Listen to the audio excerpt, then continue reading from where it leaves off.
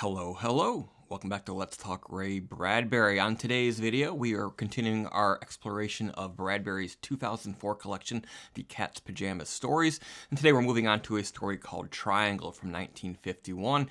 Interestingly enough, this title does not appear in the table of contents of this edition. Apparently it was an omission. I heard that it was corrected in a later edition, but it's kind of fun to find an unexpected story in any book that you read. Alright, so the way that these videos work is I do a brief synopsis of what happens in the story, what it's all about, and then I sort of wrap up just some thoughts and feelings about what it all means. Is it a good story? Is it worth your time to read? And I really just do this mainly for my own gratification. I'm attempting to read and review or lightly analyze every single short story ever written by Ray Bradbury. I'm up to like 230 or so at this point, so I have a lot of work to do, but it's been a fun, long journey so far, and I'm looking forward to continuing it here with you. All right then, Triangle, 1951. Two single sisters, Lydia and Helen, Lydia being the younger, live together, and for many years on their walks through town, they've noticed a man who stands out in front of a cigar store unwrapping a fresh new cigar, and he tips his hat to them. His name is John Larson.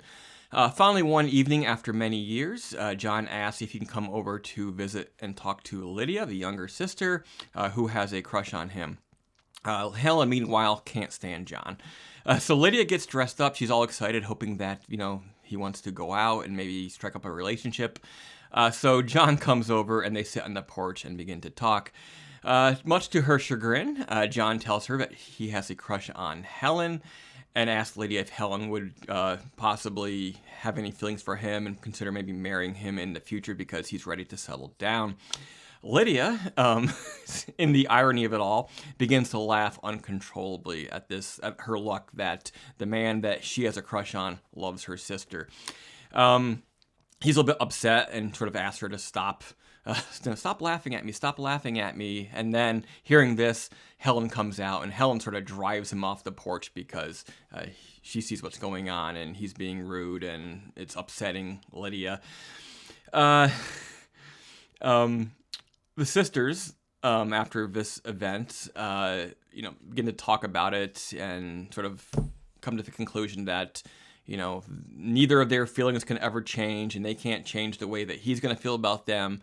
And so they imagine themselves 20, 30 years down the road, still together, loyal to the end. And they walk past the cigar store, and there's still John, and he's still unwrapping new cigars. But at this point, he's much older, and he is bald, and they themselves have gray hair, and life goes on much as it has since before.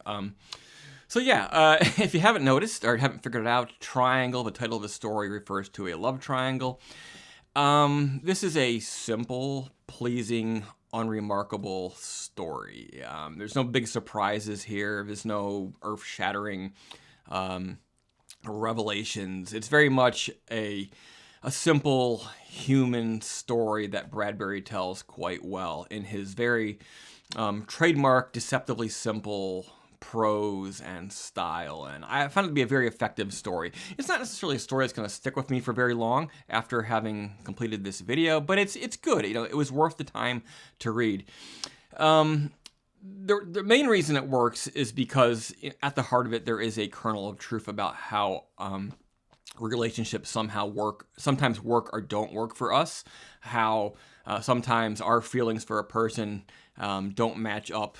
Sort of the person we see as the love of our life doesn't look back at us and reciprocate that, and they see somebody else as the love of their life. But in the end, there's this idea of sisterly loyalty, or in my case, it could be brotherly loyalty or friendly loyalty.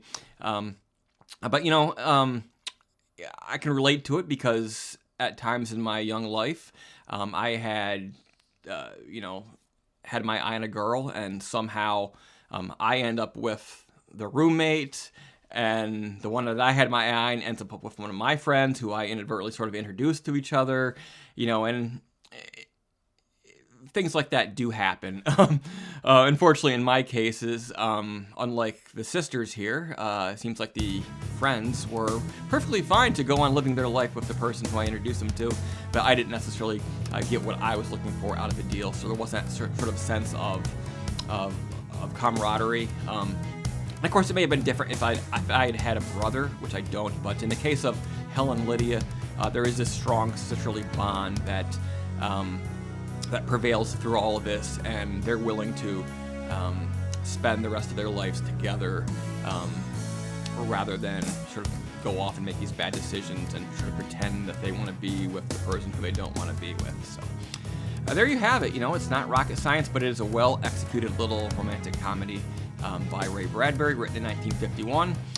Next time, we'll be looking at The Mafioso Cement Mixing Machine, which is a pretty humorous title, so I'm looking forward to that story, which was written in 2003 for this collection. Thank you, and I'll see you again in a few days. See you later.